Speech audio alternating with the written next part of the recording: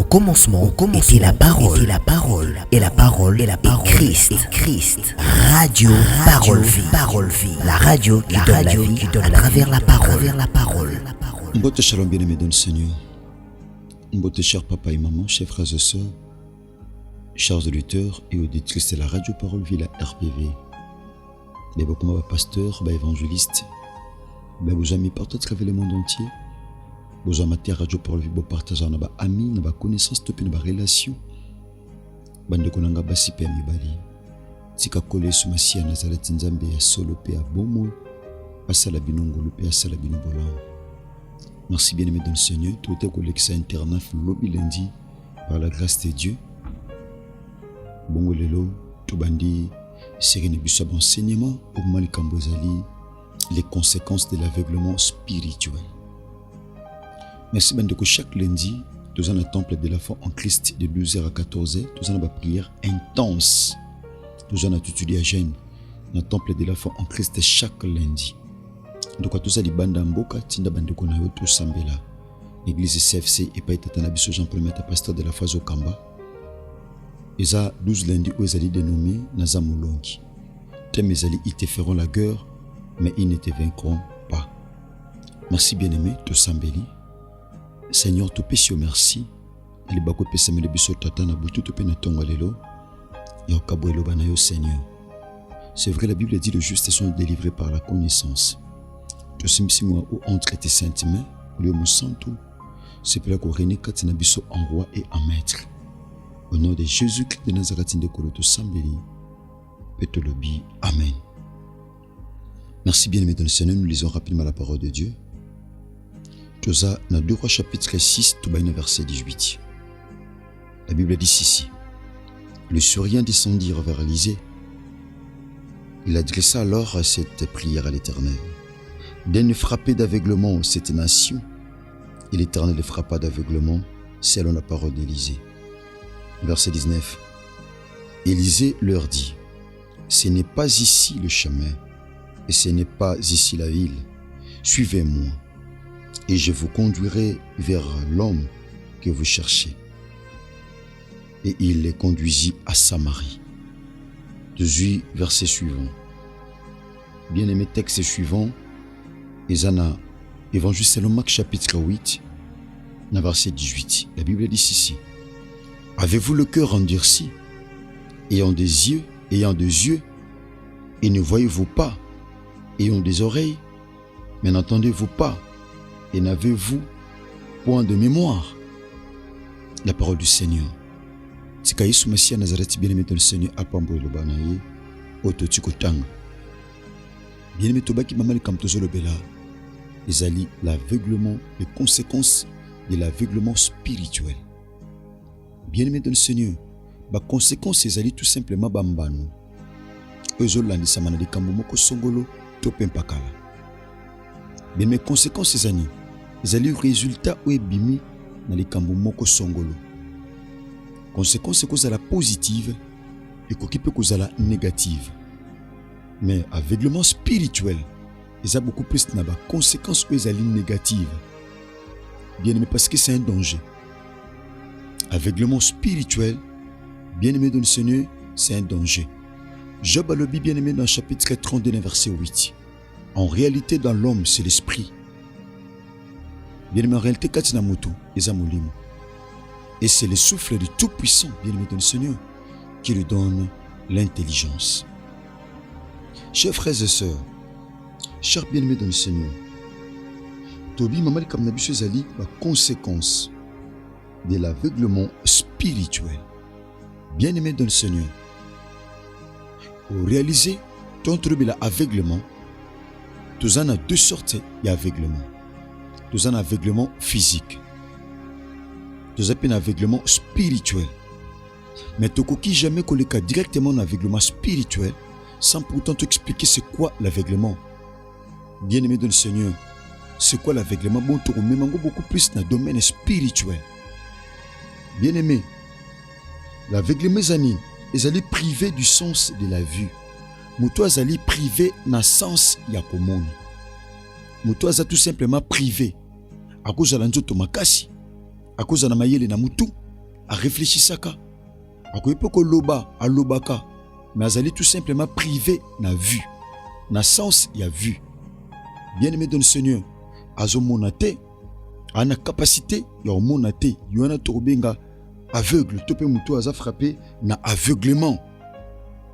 Bien aimé eza mutu bien aimé tant le aveugle aza mutu o bien aimé aza na incapacité ya omona aza na possibilité koyoka mais akomona te.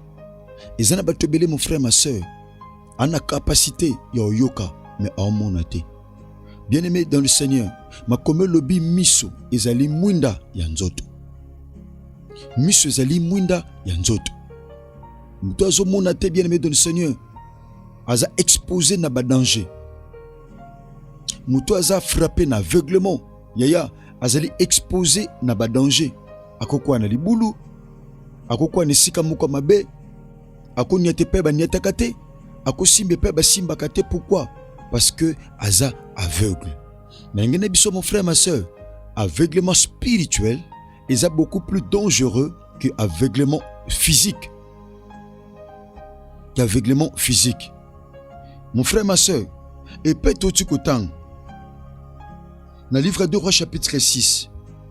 Le solo oh mon frère ma sœur, est le solo ya roi Assuri. Roi Assuri a salaki réunion. Na ba soldat na ye. Na base militaire na ye. Bien aimé, accompagne que ba plan se bande ko sala pour na roi Israël. E bande ko aboutir te, bande ko échouer. A teni conseil. Afandi si ba soldat na ya tuni bango motuna. Boye bisanga kati na bino ezana batu oyo baza ba traître. Ezana batu oba ozo plan nanga. Ba okende ko yebisango roi Israël. Pourquoi bisika nyonso nazo tia ba piège nanga na ko kanga ete pourquoi boye bisanga kati na bino ndenge bozabwe nani aza traître nani azo trahir nga nani azo panza ba sekele nanga nani azo bebisa ba plan nanga avant nazo décision na lingi moko na bino aloba bongo moko ba serviteur bien aimé so bandi na sel to pe na likolo moko ba serviteur abise pa na roi Obeta mabaku tepe ko kantila biso basali no mabete. Omoni na Israël, na Samarie, il y a un prophète. Il y a un homme de Dieu. Ezana mosali na nzambe moko. Ba décision oyo zwaka na chambre no bisiko lalaka. Ba décision nyonso zwaka pande que tout ça ka ba réunion. Ye ayoka kayango. Azwaka ba information. Soka zui ba information akeko yebisango epai na roi Israël. Yango moni ba plan ne so sala ke shuwaka. Soko zui décision qui na ko placer base nanga na camp tel, na nzela tel. Yazaka déjà informé bien avant amkendaka kwa lecter roi Israël po akuya te na mutambu na yo. Rolobi nine senge nanga na sala. Abitala bokende ko kangelanga ye. Boko kangelanga prophète wana Élisée. Bokanga ye parce que nazana posa ngai na boma roi ya Israël. Bien aimé, le kola roi ya Suri a qui décision à mobiliser ba soda makasi, à mobiliser bataillon ya makasi. La Bible dit bien aimé, ba ye butu ba kiti butu yaya po ba kangeliser. Tant ba ye po ba kangeliser, bien aimé, ba entourer ville, ba entourer ndako pa Elisa zwamaki. Yaya Gehazi ayeko ebisa mokonzi musena nzambe abi maître ndenge tozabwe tosambwe na libanda eza koinda parce que roi ya Suri atindi ba soda bantouré biso abaye po bakanga biso roi plutôt monseigneur prophète bileki biso bikoki Elisa binaini abi ko bange lokote ko paniquer te ba obazana biso baze bele pe bakasi koleka ba obazana bango abiko bange lokote yango pa mena totu kotanga Elisa lobini ayako sala losambo nzambe ya liboso abisi musali na ye abise pa na nzambe Seigneur fongola miso ya Gehazi parce que Gehazi ana miso bomoto maomona te azana miso physiquement mais spirituellement aveugle fongola miso ne po alongwa na aveuglement. Il y a des gens comme ça. Ana miso physiquement, azomona, mais spirituellement c'est un aveugle. Spirituellement aomona te. Spirituellement omona batu musu balobaka ngana muta misu mine. Amona makam o batu nyoso baomona pe amona ka o batu nyoso bazomona te. Il y a des chrétiens comme ça. Azomona physiquement, mais spirituellement azomona te. Il y a des gens comme ça. Azomona physiquement, mais spirituellement c'est un aveugle. Mon frère, c'est un danger ce qui moi nanzamba azomona te. Moutoua aza aveugle azaka tango nyonso surpris. Un aveugle spirituel azaka moutoua azaka tout moment surpris. Azaka surpris. Amonaka likambo tele salami. Ah, likambo tele salami. Alors que moutoua aza miso akofongama spirituellement. Aza moutoua nzambe alobelake même dans nzela bandoto. Voilà pourquoi la Bible dit Dieu nous parle tantôt d'une manière, tantôt d'une autre, pour que nous prenions garde, bien-aimés dans le Seigneur. Moutou aza aveugle, arozalaka ya surpris. Moutou aza aveugle spirituellement. Omonaka, moutou tel akufi. Moutou tel, au réalisé, nzamba zolobela batu mususu. Nzamba zotalisa batu mususu, même dans nzela bandoto. Ye azoka ba vision te, azoka bandoto te. Yangonde konanga o lotaka te. C'est très dangereux pour nayo. Parce que ndoto, eza classé na kati ba prophétie ou eza faible. Eza pe moko banzela o nzamba lobela biso. Mais tant que yo lotaka te, moutoua lotaka te, c'est un aveugle spirituellement. Bien-aimé yom tunonte à mon frère, ma soeur. Ndeko lota bandoto te, tope o lotaka mokanga bandoto te. Tango lamuki bandoto no so lotaki e bungyo na mutu. Wana oza aveugle. Wana misu physiquement, mais spirituellement, oza na se ya aveuglement spirituel. Bien-aimé, na sima ya lo sambo lisa salaki na tina mosali na ye abini. Seigneur, fongola miso. Tango miso fongwami nde amonaki arme munene. Amonaki mapinga munene nde akikozwa kimia. Élisée salini. Élisée c'est le sambo. La Bible dit ceci. Élisée a sali prière. Il adressa alors cette prière à l'Éternel. Daigne frapper d'aveuglement cette nation.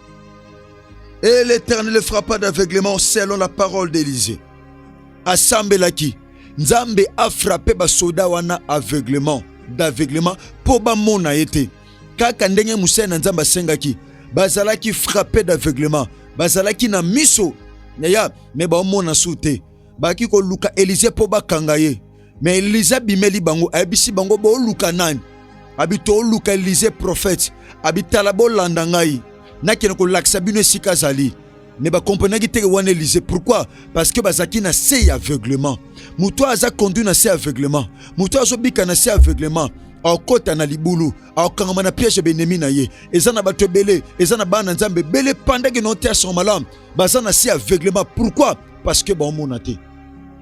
Un enfant de Dieu. Oazo monate spirituellement. Yaya, odinda na libulu. Odinda na libulu. Okodinda na libulu mon frère. Okodinda na libulu ma soeur. Pourquoi? Parce que au monate spirituellement. Au monate spirituellement. Bien-aimé, yongomoni Christ alobi yango. Abisango pena ba disciple. Abitala. Avez-vous le cœur endurci? Bozana motema makasi. Ayons des yeux. Bwana misu. Misu mibale lokola batu nyonso. Bozo mona makambo eza lié na physique. Mais oza spirituel. Oh, la Bible dit, ceux qui sont conduits par l'esprit sont fils de Dieu. Pourquoi, bien-aimé, bozana misu me bo monate. Boana misu me bo monate. Pourquoi? Parce que boza frappé na aveuglement spirituel. Mouto aza frappé na aveuglement spirituel. Ata loti ndoto mabe na famille. Au sambelate. Au monango normal. Une personne aveuglée spirituellement, même bien-aimé la normale, et comme normal na vie na ye. Alors tu peux ndoto. Bien aimé, il y a des fois au lota bandoto ma na kata famille. Ya au surtout katango kokisama. Au lota penandoto liwa. Lokola ponge longa yo, bien aimé, ozonga na pongo sambelate. Ya de lo panda ke to loba. Okoma o regretter si je savais. Ana mona kango penza na ndoto. Ana salaka penza boy. Bien aimé, aveuglement spirituel ezali mutu mayele ya ko agir, mayele ya ko comprendre et ezala soute na mutu na ye. Oloti ndoto muta kufi na famille. Yaya momona ka ndoto. Oloti ndoto ba yibio loko.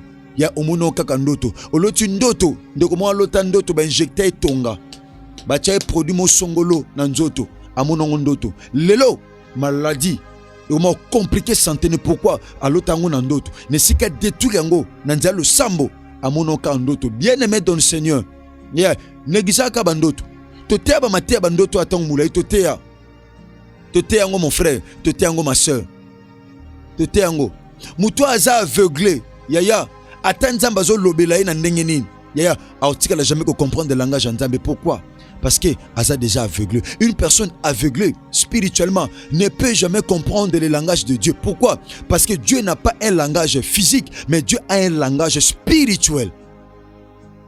Et c'est notre terme, Moutoumoko. Le langage de Dieu, bien aimé dans le Seigneur, n'est pas un langage humain, mais le langage de Dieu, bien aimé, c'est un langage spirituel. Langage Nzambe est un langage spirituel. Pour comprendre le langage Nzambe, pour mieux comprendre le langage de Dieu, on doit nécessairement être aussi une personne spirituelle. Et c'est une personne spirituelle. Pendant que mon frère, ma soeur, et aux la passe. Voilà pourquoi la Bible dit marchez selon l'esprit pour ne pas accomplir les désirs de la chair, car la chair a les désirs contraires à ceux de l'esprit et l'esprit en a contraire à ceux de la chair. Conséquence ces années, bien aimés dans le Seigneur. Bah soldat syrien, conséquence aveuglement. Bah kende ko kangamana piège. Tu continues à le bien aimé dans le Seigneur. Conséquence, il y a aveuglement spirituel. Et quand tu as un libulu. Bien, mais tu comme pratiquement na souka. Merci à Ndekoboko Sanderson, Matou Fengele, et le Chiffre 9 Télévision, Pena DLF TV2. Merci à David Poutou Télévision, David Poutou, merci. Kola Kantiabino, merci à Trésor Tingi Télévision. Merci à RK Pro TV. Merci à Chris Kundenga RPV Télévision. Merci à Jursa Brave Télévision. Merci. Kola Salabino Ngolupe Bolam. Tondi Makisoki Christ à Mizongelité.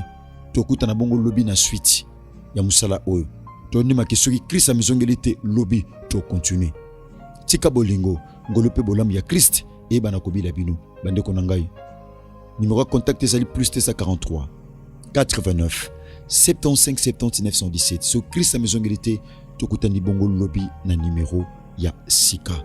Que Jésus-Christ de Nazareth, le Dieu vivant et véritable, vous bénisse abondamment. Là, c'était votre humble frère, le frère Herbie, héritier Bissiamou, pasteur par la grâce de Dieu, moi Natatananga les révérends, évangéliste Jean Plomata, pasteur de la foi. Merci, que Jésus-Christ de Nazareth vous bénisse.